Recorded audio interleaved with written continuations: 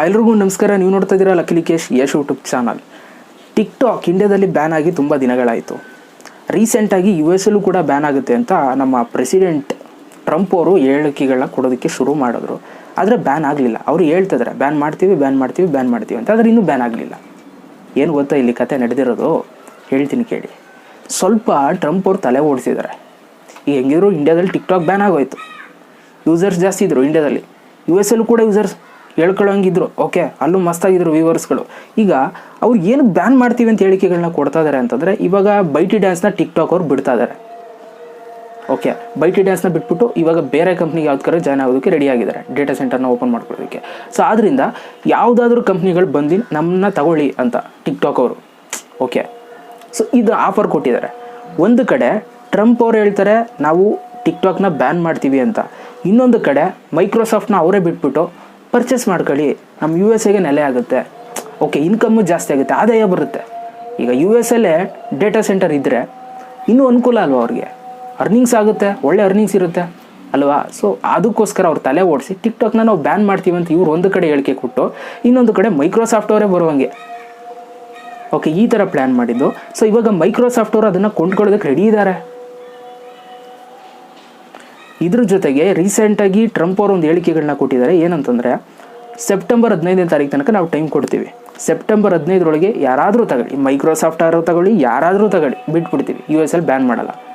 ನೀವು ತಗೊಳ್ಳಿಲ್ಲ ಅಂತಂದರೆ 15ನೇ ತಾರೀಕು ಸೆಪ್ಟೆಂಬರಲ್ಲಿ ಬ್ಯಾನ್ ಮಾಡ್ತೀವಿ ಅಂತ. ಅಲ್ಲಿಗೆ ಬರೆದಿಟ್ಕೊಳ್ಳಿ, ಮೈಕ್ರೋಸಾಫ್ಟ್ ಅವರು ಪಕ್ಕ ತಗೊಳ್ತಾರೆ.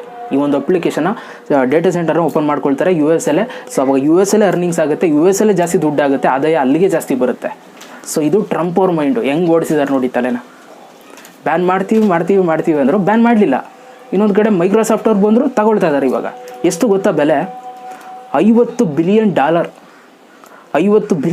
ಕೊಟ್ಬಿಟ್ಟು ಬೈಟಿ ಡ್ಯಾನ್ಸಿಂದ ತಗೊಳ್ತಾ ಇದ್ದಾರೆ.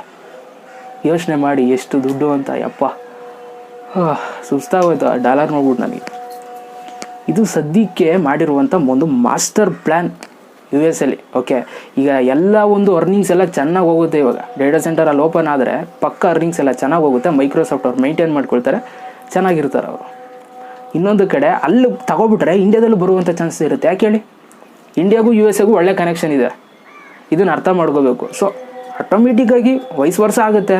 ಇಲ್ಲಿ ತಗೊಳ್ತಾರೆ. ಇಂಡಿಯಾದಲ್ಲೂ ಕೂಡ ಡೇಟಾ ಸೆಂಟರ್ನ ಓಪನ್ ಮಾಡಬೇಕು ಅಂತ ಪ್ಲ್ಯಾನ್ ಮಾಡಿದ್ದಾರೆ. ಬರ್ದೇ ಇರುತ್ತಾ? ಖಂಡಿತವಾಗ್ಲೂ ಬರುತ್ತೆ. ಸೊ ಮೈಕ್ರೋಸಾಫ್ಟ್ ಅವ್ರನ್ನೆಲ್ಲ ತಗೊಂಡ್ರೆ ಖಂಡಿತವಾಗ್ಲೂ ಟಿಕ್ ಟಾಕ್ ಬರುವಂಥ ಚಾನ್ಸಸ್ ಜಾಸ್ತಿ ಆಗುತ್ತೆ. ಓಕೆ, ಇನ್ಕ್ರೀಸ್ ಆಗುತ್ತೆ, ಕೆಳಗೋಗಲ್ಲ, ಇನ್ಕ್ರೀಸ್ ಆಗುತ್ತೆ.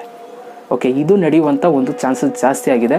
ಸೊ ಇವಾಗ ಮೈಕ್ರೋಸಾಫ್ಟ್ ಅವ್ರಿಗೆ ಟೈಮ್ ಕೊಟ್ಟಿದ್ದಾರೆ 15ನೇ ತಾರೀಕು. ಮೈಕ್ರೋಸಾಫ್ಟ್ ಅವ್ರಿಗೆ ಅಂತಲ್ಲ, ಇನ್ನು ಮಿಕ್ಕಿದವ್ರಿಗೂ ಕೂಡ ಯಾರಾದರೂ ತಗೊಳ್ಳಿ, 15ರೊಳಗೆ ತಗೊಳ್ಳಿ. ಇಲ್ಲ ಅಂತಾರೆ ಶಟ್ ಡೌನ್ ಮಾಡ್ತೀವಿ 15ನೇ ತಾರೀಕು ಟಿಕ್ ಟಾಕ್ನ US ಅಲ್ಲಿ ಅಂತ ಅವರು ಹೇಳಿಕೆಗಳನ್ನ ಕೊಟ್ಟು ಟ್ರಂಪ್ ಅವರು ಅವ್ರ ಪಡೆಗೆ ಅವರು ಒಳ್ಳೆಯವರಾಗೂ ಇದ್ದಾರೆ, ಕೆಟ್ಟವ್ರಂತ ಆಗಲಿಲ್ಲ ಅವರು. ಅಥವಾ ಬ್ಯಾನ್ ಮಾಡ್ತೀವಿ ಅಂತ ಅವರು ಕೂಡ ಒಳ್ಳೆಯವರಾದರು ಇಂಡಿಯಾದವ್ರ ಕಣ್ಣಲ್ಲಿ. ಸೊ ಇನ್ನೊಂದು ಕಡೆ ಟಿಕ್ ಟಾಕ್ನ ನಾವು ಇವಾಗ ವಾಪಸ್ ತಗೊಳ್ತೀವಿ, ನೀವು ದುಡ್ಡು ಕೊಟ್ಟರೆ ನಾವು ಮಾಡ್ಕೋತೀವಿ ಹಂಗೋ ಅಂತ ಅಂದ್ಬಿಟ್ಟು ಇವಾಗ ಮ್ಯಾನೇಜ್ ಮಾಡ್ತಿದ್ದಾರೆ. ಇದು ಕತೆ. ಇದು ಸದ್ಯಕ್ಕೆ ಬಂದಿರುವಂಥ ಅಪ್ಡೇಟ್. ನೋಡೋಣ ಏನಾಗುತ್ತೆ ಅಂತ ಮುಂದಿನ ದಿನಗಳಲ್ಲಿ ವೆಯ್ಟ್ ಮಾಡೋಣ. ವಿಡಿಯೋ ಸರಿ ಒಂದು ಲೈಕ್ ಮಾಡಿ, ಜೊತೆಗೆ ಅನಿಸುತ್ತೆ ಕಮೆಂಟ್ ಮಾಡಿ. ಮತ್ತೆ ಸಿಗ್ತೀನಿ. ಎಲ್ರಿಗೂ ಬೈ. ಜೈ ಹಿಂದ್, ವಂದೇ ಮಾತರಂ.